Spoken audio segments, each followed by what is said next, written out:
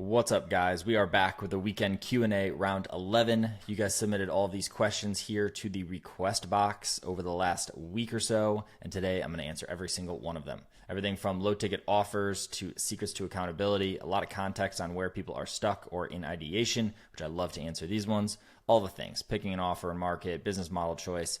This is going to be a good one. Haven't done this in a minute, so excited. All right. Last year, we did 30 million in our InfoCoaching business. We've now crossed over 82 million in total cash collected, and we are currently doing a record month.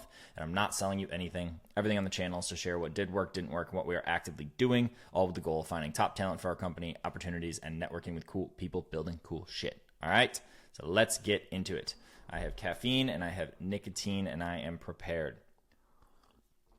Talk about your new low ticket offer, talk about how your new low ticket offer is doing and the things you've done to optimize it. All right, so I actually was thinking about using this little like pencil thing over here for the first time.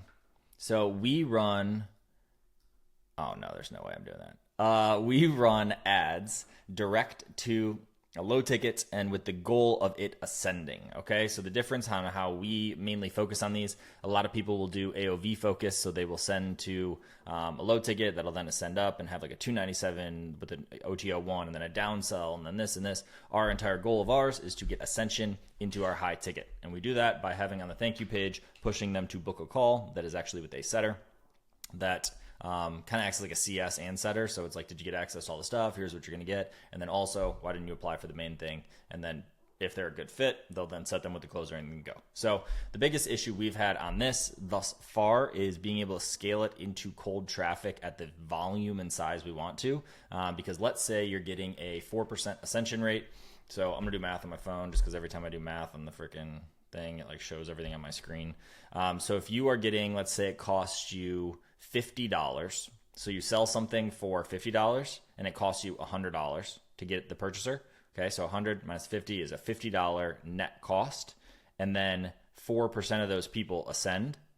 Okay, so of those people, of the 100 people that purchase that, 4% ascend. That's a $1,250 cost per your back-end program, your high ticket, the thing you're sending them into, okay? So that's the model we're playing. Now, the biggest issue for us is when we scale over X number of units right now, the math breaks, okay? So the economics are great up until a certain point, and that's just because it's not really built as much for cold traffic as much as it is almost as like a retargeting asset. So we are building a new low-ticket offer that is more cold-friendly, but we are trying to do it in a way that we're just kind of like, the new one that we're talking about is like, okay, cool, can we do a time-based one? And we don't do anything that's time-based, but a ton of people do. So like imagine like 14 days to get fit, or like the 5-day, trading masterclass or something that's like this low ticket offer. But the issue with those that were the hypothesis is that that's going to be hard to ascend people because they are going to not want to get on a call and talk to someone about some other thing until they've consumed X amount of days,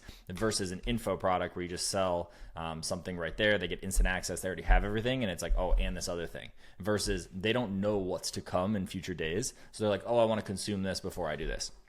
So we may have shot ourselves in the foot a little, and those maybe work better for actual like AOV plays, so with upsells and stuff. So we'll see how that goes. But we have not even launched the other one yet because we care so much about brand and quality and all this stuff. So it takes us a little bit longer to launch things, and we're a little bit more corporate, which I don't love all the time, but I do like that we maintain the brand and quality. So all to say, still has the best economics in the entire company until a certain threshold, and we cannot scale beyond that in current state.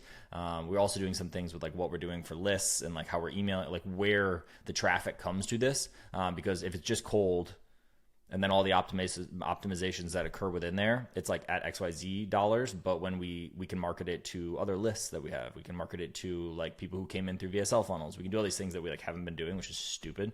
And we just figured out, and like the cost is insanely dropped because obviously we're getting traffic that's for free or included in what we've already paid for. So hopefully that answers. Sup, Ryan, what's your secret to accountability? What do you use to track your day, the things you did, and be actually consistent? What do you look for in a team to make things spicier? Okay, I got to go one by a time. Oh, Blick, what up, G?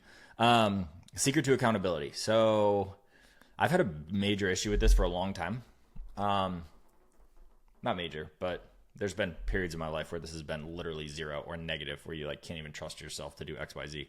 But like stack the little wins has been a big one that I was always taught and told, and it has worked for me. So like you say you're going to get up at 5 a.m. every day, like get up at 5 a.m. every day and like make like keep a promise that you have with yourself for the accountability portion. A lot of people do like friend accountability, like accountability partners. I don't really do that that much. I'm going to make a YouTube video every single day for 30 days, turned into 120 days, like just to keep the promise to myself at some level. And I was getting a feedback loop. Feedback loop is big. Being able to get that back. How I then track my day, I just live by the calendar. I could do a better job of this because like right now, as I'm like pulling away at things, so like I pulled back the YouTube thing every day. I pulled back a lot of the meeting structure and cadence I have and implement and have team in place that are doing these things. It's like my day's starting to free up again. And like me with a free day is like the worst thing on the planet for me. Like I like lose it all. So I like to be busy, which is probably another internal issue or something that I can solve for. But I usually track everything based on the calendar. Or plan everything for the calendar and then viciously execute what's based on the calendar. How I actually track things that I did. I mean, it's generally like a look back. I keep stupid simple to-do lists, like based on like what bucket. So like this company, this personal thing, this whatever. Like I have a personal bucket. I have like main co. I have like side quests. And then I kind of have health, but I've actually dropped off that one a lot. Like I still go to the gym every day, but like it's just there.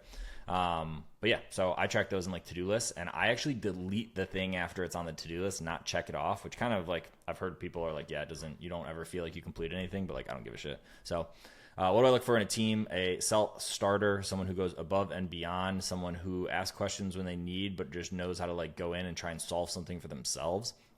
Somebody who doesn't like ask me a bunch of questions as much. Like I'm literally down to help all the time, but I think I've almost gone too far in the direction sometimes where it's like, I've gone too far in the directions both times where it's like, they just got this, like handle it. And then also like, I'm going to micromanage the shit out of this. And like both have not worked. So like that dance in between is like, let's be collaborative, but like you run this and like give them the autonomy to do so.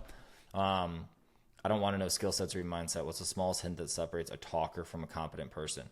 I think you can tell very quickly in a conversation with someone. I just messaged someone on Instagram who I met at an event, and I was like, great, like one of the best talks I had there, because I literally ran into him on the way to the bathroom, and we talked in the hallway, and like 12 seconds in, I was like, oh, or like 30 seconds in, I was like, oh, he knows what's like going on, or like, oh, within this domain, he like really knows what's going on. I would classify myself as a yapper as of recent. I never really was a yapper, but now I kind of just yap a lot, and I think I could be better at that and more articulate. And even this, I'm 7.5 minutes in. Like I could have answered this more direct, but that's not really what these are for. So I think that's a big one. Is you can tell when someone knows their shit. You can tell when someone knows like a percent about something, or that they're like, oh yeah, well that's okay. And what's the number for this? Or oh, okay, that's interesting. Or like, oh, and like they use words too, like depending on what domain you're talking about. Like I'm not competent about tennis, but if you were to ask me a question about tennis, like I would be a talker or like wouldn't know what to say. But if you ask me something about this, I could be like the most competent person in the room potentially. Like there's different domains too. So I don't know, hopefully that makes sense. If you currently had a 9-to-5, but have an immense desire to start something, how would you start? How would you set up your time? What specific skills, actions would you start taking today? Yeah, you just got to learn a skill set that people are willing to pay for, and then just do it outside of your hours. I mean, or on top of your hours, but I'm not a super fan of that because I have team members, and I would not be thrilled if they were doing it on my time / company time. So yeah, I would just learn a skill set. So marketing is the one that our world kind of plays into. So there's a lot of guys who do like affiliate lead gen. That's all marketing, almost exclusively all marketing. That's running ads, that's doing creatives, that's doing copy, that's doing all those things.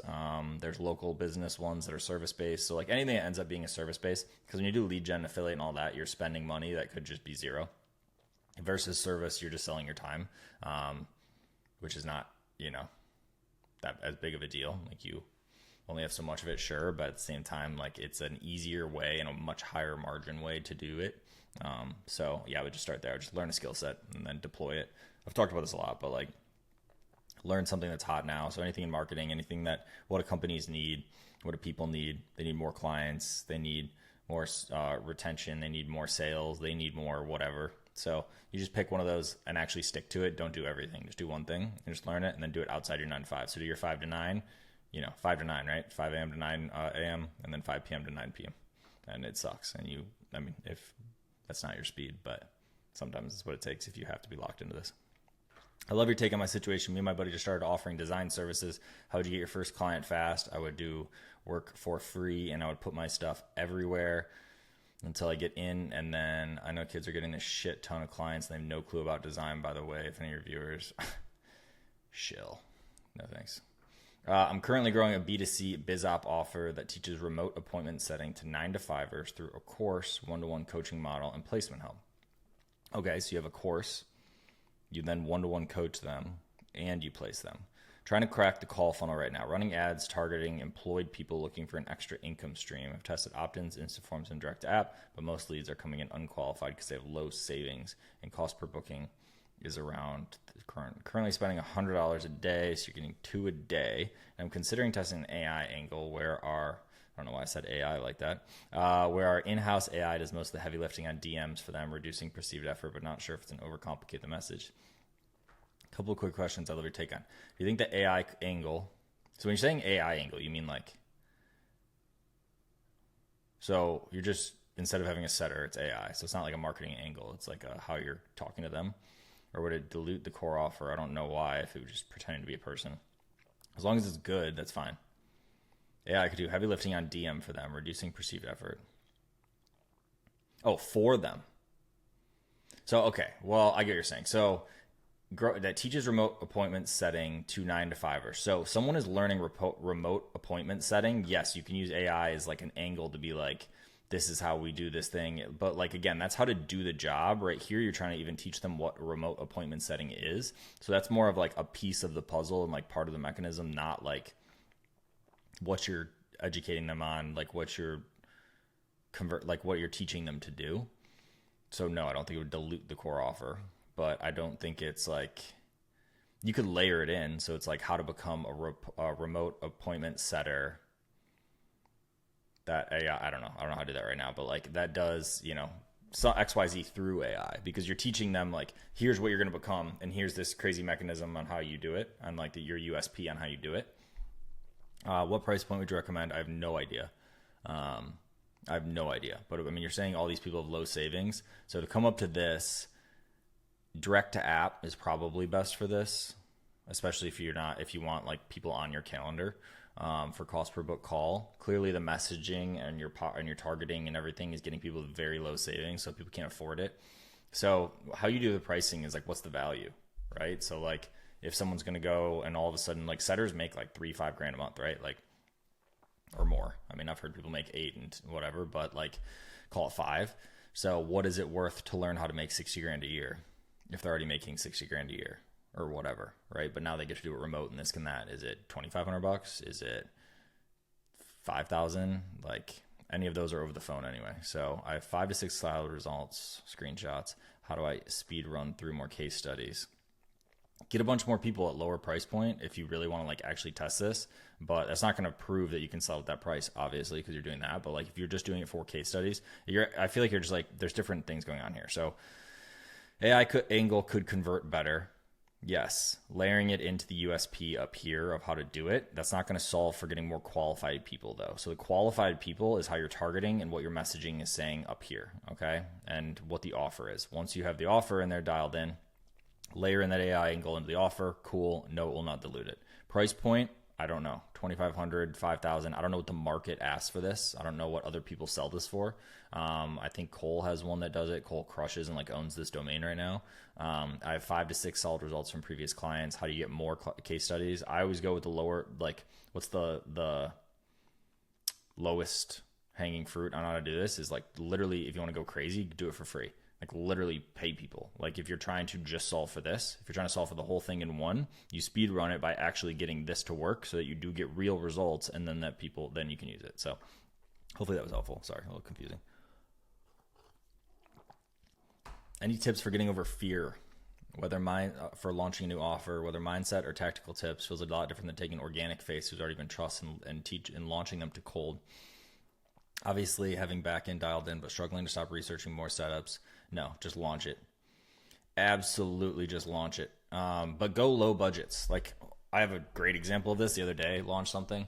I was talking to a group and they were like, yeah, blah, blah, blah. Like, how do you want to do this? And I was like, yeah, like $300 to $500 a day, which should be XYZ. And they had all these ads and all this stuff done, and they launched at $3,000 to $5,000 a day.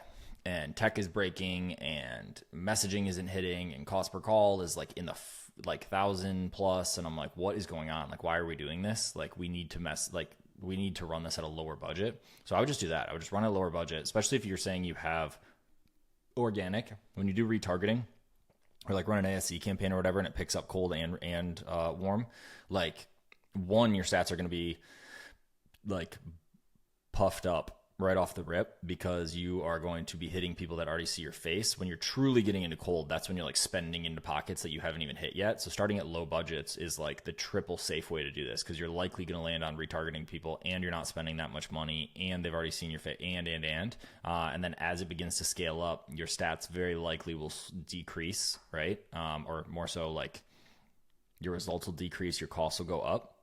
And when doing that, you can then more or less like tweak it real time and see what you need to change for cold and see how your math backs out, like right here, having your back end dialed, knowing your numbers.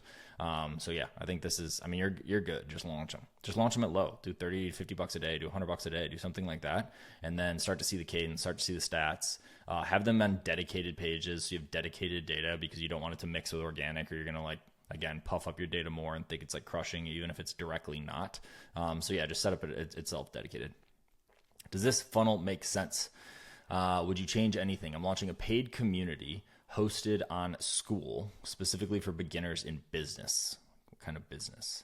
Goes into business psychology, marketing, sales, product, offer development, biohacking, and self-mastery, all structured from over 2 years of focused work and refinement. Right now, I'm only active on Twitter, but I have a Telegram channel. So you have 2 assets. For the past year, I've been dropping 2 to 3 voice notes a week to build trust, deliver value, and warm my audience. When I launch, I'm personally DMing every member, and I'll send them a 30 to 60 minute community thesis video that breaks down the vision, the transformation, the structure of the offer. I like these a lot, by the way. I like when people just give the offer. 30 to 60 is kind of crazy. Like, you could do it in like 7 to 12 minutes is what this, like, I see a lot of people do that. So it's like, literally, here's what you're going to get. Here's what the breakdown is. Here's why I'm launching it. Here's my experience. Here's like what the offer is. Click here, book a call, or buy right here, or do whatever. 30 to 60 is like generally for someone who doesn't have the consumption of X amount of years, like you're saying, or however much content or consumption that they've already had with you. This is like VSL webinar land, where you're like hard selling someone on something. So from there, I'll qualify and sell via DM with an option to jump on a quick call. Did you say price on here? Yeah, I'm pricing the community at $997. $997 is low enough that you can sell it direct without having to talk on the phone. But I love talking on the phone because you can like change the offer. You can sell something for $10K. You can sell something for $50K. You can sell something for $500. Like, you get to, it's more malleable once on the phone. But you're going all in on YouTube, as Telegram is the only CTA. I'll be pitching community inside Telegram. I don't really necessarily understand who your target is, other than just like general beginners. The issue with that is like not having a specific result is very difficult.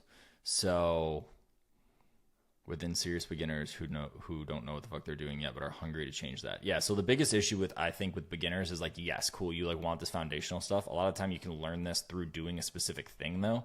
And when you're not selling a specific outcome, it's like, you're going to tell them it's $1,000, I assume, for lifetime access to the community with all of these courses in them. And it's like, for what? Like, what are they paying $1,000 for? Oh, all these things. But like, what's the outcomes? Like, they're going to be a better business person, but they have no experience as a business person. Like, you're not teaching them based on this a specific thing, and you probably have that in your community thesis. It's like, this is how I'm going to teach you to get to your first 10K or whatever. I don't know. I don't do MMO. I don't do beginners. I don't know how that works as well. But like, generally speaking, that's why you see everyone be like, how to get to your first 10K through this method and whatever that they've never heard of, PDF farming or drop shipping or whatever, versus like, here's how you become a business person, an online business person, by the sounds of this. Like, that's what I see as the biggest issue here. And then same thing with this. Like, if you already have a warm audience, like, you can beta, you can talk to people on the phone. I do like talking to people. I like the idea of talking to people on the phone. But yeah, I hope that kind of makes sense. Best channels to reach small to medium-sized businesses, brick and mortar, any business that uses a payment terminal like a Square or a Toast as an agency. So that's as an agency. Been struggling to scale past familiar connections and referrals. Referrals are hot. I know a guy that does a referral / like partnership business that does 110 million a year strictly from referrals in a similar-ish style thing here. So there's a lot of payment guys on X that could probably help you a lot better than me. But in just generally speaking, if you're like I need physical in-person brick and mortar businesses that have payment terminals. Like, where do they hang out? What events do they go to? Who's already dominating the space? And then if you have some unique thing, then using whatever on LinkedIn or Facebook ads or whatever, where you can target this, like business, like brick and mortar, you can target pretty easily on LinkedIn. You can have organic around this. Like, I don't know what the offer is. If it's just like, hey, change off Square and Toast that they have their entire business like integrated with, and do it for cheaper fees. And like, that's the only thing, like a little bit harder of a sale. But if you have like this, it's like an offer. It's like, what's the offer? It's like, oh, I'm going to come in and we're going to implement a marketing system and do payment terminals and save you money here, here, here, and here. And the average business saves over 30 grand a year in fees and whatever. Like, and you have a payment calculator that this is how much you'll save and this is how much will increase this, or we have some Ascension portal thing. Like, I don't know what the offer is, but like, you just need a good offer, and you need to get it in front of the right eyes, which is cold, which is paid, which is outbound, which is fucking trade shows, which is referrals. So you need the core offer, and then you need multiple sources. Or, I mean, you don't even need multiple sources. You just need one that you crush with, and then you can have multiple. But you just need to find what pocket that is, and then start with coming up with the offer that actually converts when people hear it. So what are the best strategies for improving ascension rate with low ticket ascension funnels? So I talked about this on the front. So the strategies are fundamentally the core of it being incongruency with what you're sending them into. So if you sold like, here's how to make your first 10K, and then over here it's like, here's how you do like basket weaving, like I think that's what it's called, that doesn't ascend. Like, that doesn't make sense, right? So versus like, if you have basket weaving as your high ticket, and I'll teach you exactly how to do it, and I'll fly out and I'll be there side by side until you get it right. And then over here it's like how to make your first sweater or basket or whatever the fuck, I don't know what I'm talking about. Those are incongruency. It makes sense that this and then this is the next continuation of it. Agencies that sell, here's how to get more clients and whatever, they get in, you have an ascension, or you have an onboarding call, they get on the onboarding call where you talk about what's going on here, and you're like, oh, also we'll do this with you, or coach you on how to do this, or do it for you, and it's 10K instead of 1K, and then it's a take rate. Watch the video on my channel with Brooke. They sell a course on this, or they have the flow like this for high ticket US based drop shipping, and they sell a course direct through a webinar funnel. It's like a 1 or 2K ticket. They get an onboarding call, and they sell, 40% of them ascend into their 5 or 10 or 50 or whatever K offer. That's basically just done with you or done for you. So the big thing is it's directly in alignment. It's just more implementation. It's more, it's the continuation of what it is. It's the number one thing. And then all of the actual like little mechanisms within there is just like squeezing it. So making sure that if you have a two-step, that you have a lead and then a buyer, it's like, what are you hitting the lead, not buyers with in context and flows and setters? Once they're a buyer, but they haven't booked their onboarding call, what are you doing to optimize to get them to book an onboarding call? Once they don't show, what are you doing for show rates of the onboarding call? Once they're on the onboarding call, what's the conversion rate? What can the scripting be and the qualification be? If the people aren't qualified, go back to the front end and change up the marketing feedback loop to make sure, or give feedback to marketing to make sure that the people coming in who are buying the low ticket are somebody who will and can ascend into the high ticket. Once they're inside the low ticket, make sure that it's completely optimized for consumption and ascension. So it has book a call, it has application links, it has whatever inside there. Make sure that they're getting in a community and and putting value inside the community. And like all of those things contribute to the ascension rate. It's not just like, oh, they bought and then whatever percent ascend, 4% ascend, 12% ascend. I was talking to Ravi on his, he has like a 13% ascension rate, which crushes because there's all this value. And then all these people are people who are interested in XYZ thing. And the implementation of it is the ascension. So it just makes sense for people to ascend. And because the quality of the product is so good, because the touch points are there, they ascend. So it's like you almost like feed them the first thing and then they're ready for the next thing. And the next thing is your next program. So hopefully that helps. Most influential realizations you had as a byproduct of wasting time and energy on BS. Most influential realizations. Yeah, I wasted a lot of years being an idiot. Is the biggest one. So I just know how much output and like product. Sorry, I'm like, I know how much output and potential in that direction I can have. And I was just wasting it just straight up wasting the time and energy on dumb stuff. people in life, me. It was just me. I don't even blame it. Like there's no blame around it other than me. So I just wasted, a lot of time in that. Marketing, sales, ops, and scaling specific. Not understanding the economics of things and the numbers, even though like I did, but I didn't fully. And like even right now, I'm like, oh yeah, I understand it, but I bet I don't understand 90% of it. And it's a constantly learning new things and implementing new things to then learn the next thing. And skill stack is like my number one thing. So with sales, we let it run for a very long time without any comparisons and knowing what it should be for the costs or for like conversion. So like simple examples, like, if our close rate's 15% and we're making money and we're like, oh, this is great, but like industry average is 30%. And like, we didn't know that, let's just say. Or like ops, like not having project management systems in place or being okay with due dates being a week out because that was just the norm. And we were all just like lifestyle businessing it when it could have been done same day or next day. Scaling, leaning in for vanity metrics that were like top line numbers and burning profit. And I talk about that and like how we have this overhead stack and we built to be this like 5 million plus a month company. So when you do 1.5 or 3 million a month or whatever, like the margin's not there because the margin is released once it gets up there. And understanding what the big levers are in team efficiency and in the economics of the front end and the economics of the back end. Like even now we like have not focused on LTV up until like a couple months ago. And it was like, it's the most profitable part of the company and just like not understanding the numbers or not understanding the overall like business. Like we have made literally every mistake and are probably going to make a lot more. But like actually iterating through this. So hopefully that was helpful, but how would you make your first 15,000? You only have $500 and your goal is to do in 3 months. Learn a service, sell it for 5 G's, do 3 of them. So anything from like what's hot now. So like you can deploy, use something sexy like AI, but what are you actually selling them? AI is how you're doing it, but which makes it like cool. Like the other one I talked about up here, like the USP makes it cooler. But what you're teaching or what you're helping a business do is like get more clients or do XYZ. We'll run your Facebook ads for you for free. And once you get your first, once you collect 15,000, we get our, we start a 5K retainer and then it's like hammer it and like create a really good offer, sell it to people. Lowest barrier is performance based generally. So nothing up front and then do that. You get, 5, 10, whatever of those in 3 months. And then you have those 3 months to actually perform on the service. Once you perform on the service, you get the actual performance fees and that's your 15 G's. Like I would do something like that.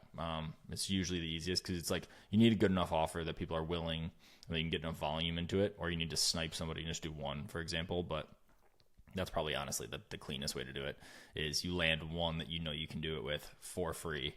That is, you have a 15K performance model that you can get paid 15 grand over 3 months, whether it's 5K a month or 15 G's after or whatever, and then you perform for them. And if you don't trust yourself in the skill, then I would hedge it a little bit and probably have a couple of them, but you're going to have a less likelihood to make them all achieved than just one of them. So another one actually is like if you want to just work as a job and get paid for it. So like setting, you could crush it as a setter and make 5 G's a month. So you could do it as a job and you get paid to learn it and you're inside a company that already has lead flow and all the things. You don't have to do it from scratch. That's a really good entry point is like setting into closing. Some people take closers off the rip where it's more normal to make 10K a month, but it's harder to land a closer job just off the rip. Can you talk more about the offers you ran when you sold mid ticket info course products? How is the offer structured and what strategy do you use to close on sales calls for things like bonus to scarcity? So we initially sold it for $500 over the phone, or I think it was actually $495. And then it's the same product. We just increased the price to $1,000 and then up to $1,495. There are some pay plans that were in-house as well. Majority of them were sold at scale at this $1,495 price, and it was just the classic info coaching model. So it was lifetime access, which was silly, but clearly easier to convert, and it was course access, a Facebook community, and group coaching calls like 3 times a week, and where they could submit forms and go through all those questions. So that's how the offer was structured. What'd you use to sell on the call? Just the value of what it was. Also, all of our sales reps were clients of the product, so it was extremely easy to sell. We just had to teach them a little bit of sales skills, but like it was very easy to have someone that was the exact same market demo and talking about how they had already bought it and the changes they had made and had just really good results. So it was kind of like an easy feedback loop. You're trying to create an info product. I'm considering designing an offer similar to his OG launch, where it's framed at $5.99 deposit that's refunded, credited to Ascension when they complete the challenge. I have a result-based intro version of my info product. I'm thinking about using the same free challenge offer model, but not sure if it's better to just sell the info product directly on calls instead of with a free challenge. No, so the idea of the free challenge is Hormozy's whole offer idea, right? So you're going to get more volume of people that come in through this than if you were to sell it directly at this $4.95. So if you do the free challenge, the idea is you have more volume that come through. It's a sexier offer. You get a higher click rate, you get a higher take rate, you get a higher join rate, and then inside there, when fulfilling on it, you get a higher ascension and higher take rate. So it's all about like lowering the friction, increasing the conversions, and getting more throughput through it. So that's why these are generally like structured like this, is because if you have this free versus if you have just lose this and then sell it direct, like the clicks on this, for example, is going to be double what it would be if you were thinking the other extreme, but it's like lose 20 pounds for $500 or whatever. And it's like, I mean, maybe that is a good offer, but like you have to test these different things. But that's the idea behind it, is like the offer is good enough that it gets a higher throughput. And then you have people in your ecosystem, and then they consume, and then they're interested. And as long as you have good product and good XYZ and good like optimizations, they ascend through your range. Picking an offer and market. What's one market principle most people overlook but separates those who scale who are stuck at 10K? 10K a month is, you can do a lot more than that, just like with any offer in any market. Marketing principle that most people overlook, I guess probably the same as the last question. It's like making a good enough offer, because one offer, one traffic source, one whatever is like easily how to get to hundreds of thousands a month is with one offer and one source, whether that's organic, whether that's paid, whether that's YouTube, whatever. I mean, whatever it is, referrals, like you just have to have a good enough product, a good enough offer, and a good enough product that it works for. So what's one marketing principle most people overlook? That it just all comes down to what that offer is. And if it's good enough, then you're good. So I would say that's kind of the biggest issue directly. You seem to have scaled without much organic. How would you be able to build trust fast without organic? You talked about the value vortex. How does that look? Any channels you recommend on this specific topic? Thanks. Keep up the volume. Watching every vid. Thanks, G. Yeah, we have a ton of organic that exists as middle and bottom of funnel, just not as like first click. So we don't have like first click attribution to they saw us on organic first. And that's also because we pay so much. So it's like, yeah, it just like inherently happens. How are you able to build trust fast with mass amounts of content and consumption? So we email twice a day. We have contextual flows. We have an intense amount of content that they can consume in multiple fashions. So we have YouTube, video, we have audio podcasts, we have paid VSLs, we have free products they can consume, we have paid low ticket product they can consume. We have different ways that, like, depending on their mode of their type that they're interested in, through, whether it's a free training, whether it's just, a catalog of videos, whether it's a free product, whether it's whatever, they enter through there and they consume and consume and consume. We have a free community. We have like all these different ones. So that's what the value vortex really is. Value vortex is more so multiple paid entry points. We did 71 million through one paid funnel type. So like, not to say you can't do it with just one. Now having value vortex, we can just see that people enter this funnel and then later they enter this funnel and they come through. And because those funnels are built in a way that's conversion focused, that's why they have like so much throughput versus like if you just had one funnel and then a bunch of content, you're just hoping that the content brings them back to do it, versus when you're paying and having multiple funnels on the front, they're all kind of conversion focused. So you squeeze it more is the general idea. Is there any reason why you don't partner with personalized supplements company, e-com brands, or have another product in the health and wellness niche, or build your own? Maybe you do, just haven't heard you mention it. Yeah, that's in progress. We had a partnership last year where I was not paying attention when someone on the team made the partnership. It sounded rosy. I just didn't do the math on it, and we got railed. We lost like literally cash over $1 million in the partnership because we were basically paying for XYZ for clients that were coming in to be basically enrolled in this other like partnership company. And then they were going to sell them supplements and this and this and this. And then we were going to get MRR and like this big commission stack and all this stuff. And the funnel was just broken. The funnel was just absolutely broken. So like simple math is we were paying like, call it $250 for someone to enroll in this. So that was directly out of the margin because we weren't charging more for it. So it was like right off the rip, we were paying out of pocket. And then like the conversion rate of that funnel of like how many people then sent the thing back, and then how many people then got on the first call, and then of the first call, how many people went to the second closer call, and then of the second closer call, how many people actually bought. And then once they bought, we got, 50% commission. And like you do the math down, and there was no way we were going to make the money back. I just like never looked at the math. Like I'm an idiot. Like never looked at the math correctly. And I also didn't have the numbers because they couldn't produce the numbers for me. So like good business over there, but like not good for the amount of volume that we were pushing to them and the conversion rates and like mechanism they were using. So yeah, now we're just going to do it in-house. We care about brand a lot. We care about quality a lot. So it is taking us a little bit longer. And again, like I said, we're a little bit more corporate in this, but this will be soon. And I also didn't want to lose focus on the info coaching piece, because it's like as soon as you layer this on, it's like, yeah, it's more LTV or it's more this or that. But I'm like, okay, how do we build this so it has equity value? How do we roll it out the correct way? And then how do we not lose focus on the main thing, which is the entry points of the info coaching, to then also have this? So I just didn't want to confuse everyone. So we kept saying, we're like, oh, at 5 million a month, we'll do it. But we are moving on it now that we have a team that's fully running specific things, that we can kind of like isolate it over in its own section without it like affecting the rest of the team. So if you had a goal to make 100K in profit by end of year, when is it, July 20th, how would you go with the option of creating your own YouTube channel around trading niche, provided you have good knowledge and running? How would you go with the option of creating and running traffic to a broker offer or starting a growth operating agency? These guys crush. People who are like actually good. Ahmed talks about this. He picks out black swans, but basically they have organic YouTube channels and they run them not to traffic broker offer, but to their own communities. So they have MRR, and then they also have ascension through like education. Trading offers are basically flipped, which I think is super cool. A lot of the time people sell do it yourself, done with you, and then done for you. And that's like the offer stack and also the pricing stack. So like you pay $1,000, you pay 10 grand, you pay like 50 grand for the person to teach you, right? Or the person to do it for you, or for it to be done for you. Trading is the other way around. Trading is like you pay a low ticket amount to basically get signals and join the community and get all this stuff done for you.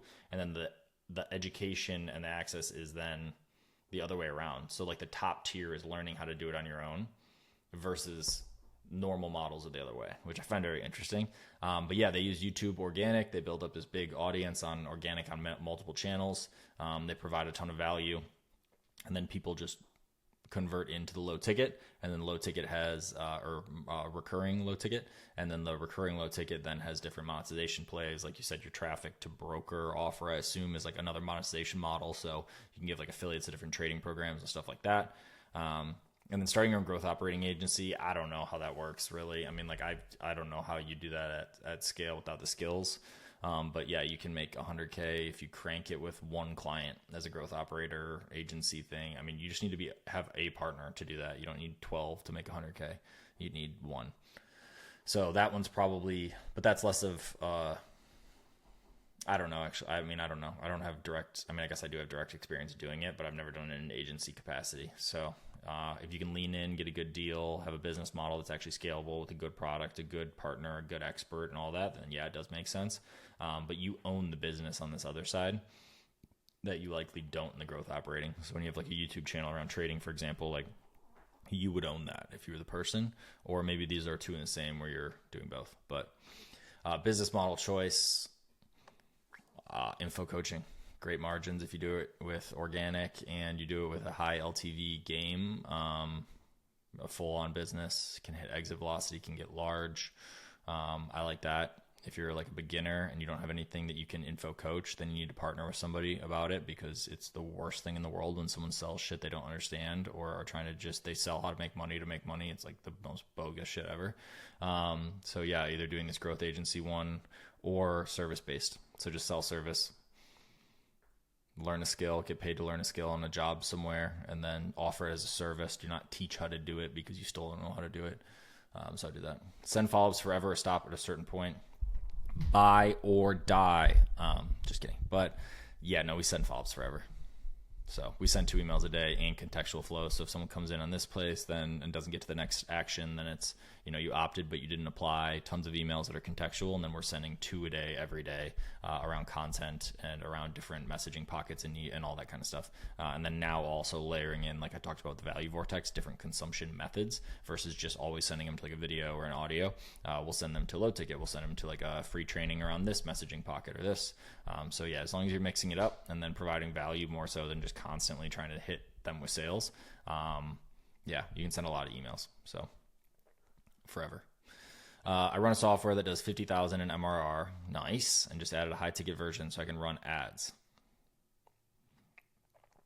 I've taken 25 sales calls, 80, okay, great stats, 80% show up and 40% close. When to hire a closer and how to onboard them because I'm a marketer person, introvert, not a sales guy. Right now.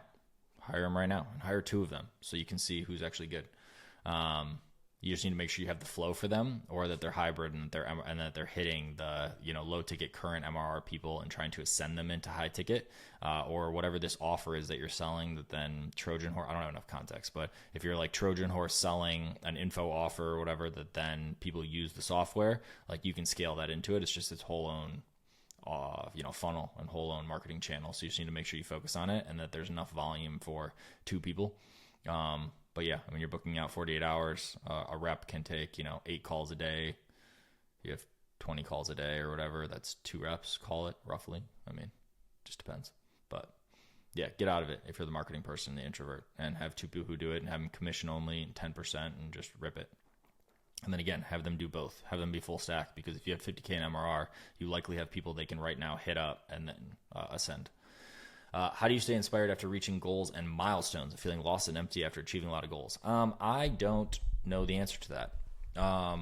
Mine has changed again. For the goal is progression, and right now is the time, and in the future it'll still be right now. And yeah, I mean, set bigger goals, do it for different reasons. What is the actual why in which you're doing it? I'm not the best person to really talk about this with. I get like fulfillment through being busy at some level, which is not necessarily the best thing, but I do achieve those goals and milestones throughout that, and I get it out of the progression, the growth, the number on a screen, the like doing all that kind of stuff, because it's fun to me, and we learn new things and we launch new things and we hit new goals within there, and CPA needs to get at this point. What are the levers we need to pull, and like what is the problem we need to solve? In the end is really what it is. It's like, what's the problem? Or what's the thing like we can solve? I just like solving shit like that. So I focus on that. And then, yeah, of course, they then have results that come out of there, or cash that pops out of there that are maybe milestones or tangible things. I made a post on X about this the other day, but talking about like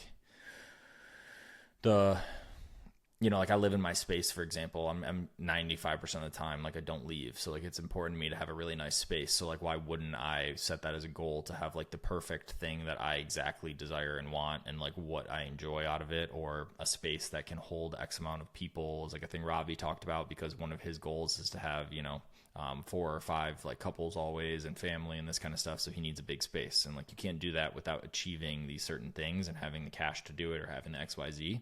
And yeah, just like thinking bigger in that way, because anybody can live and is okay with a really, a cool, nice 1-bedroom apartment, a nice car, and 20,000 in cash flow beyond that. Let's just say like, that's fine. You're living fine, but like, or you're good. But if everything went to zero tomorrow, like, do you have enough cash that you'd be fine forever? Unlikely. Is like, there's just a lot of that. Can you provide to the things around you? Do you have XYZ in spiritual or philanthropic or whatever? Like stuff like that. Like that is where it starts to stretch. Again, I'm probably not the best person to answer this, because I don't want to say that I feel lost and empty by any means, but like, we just hit record months and like I feel nothing. Because I have like a mental number and goal and things that are like, okay, cool. Once we're at that, like it'll feel more real. But I already know, like, once it's that, it's like, then this next one. So it's more for me about like, what's the actual lifestyle? What is the internal self-talk around these things? How do you become, undeniable in XYZ way? Like I have certain things that are important to me and that I think are important to what then influences the people around me, or what I can provide then for the people around me as well. That sure come back to these goals and milestones. But yeah, hopefully that's helpful. That's what I got, guys. I don't have a daily update for you. I don't do these every day anymore. So Rolodex has some things if you're interested. There's like softwares and tech vendors and sales agency vendors and stuff like that I use. So that I have all the videos here. All the videos are on this right here. So Ryan Clogg, make sure you do the www and get to the doc. And yeah, that's what I got. So appreciate you guys. Today's the 20th. We are on pace for record month.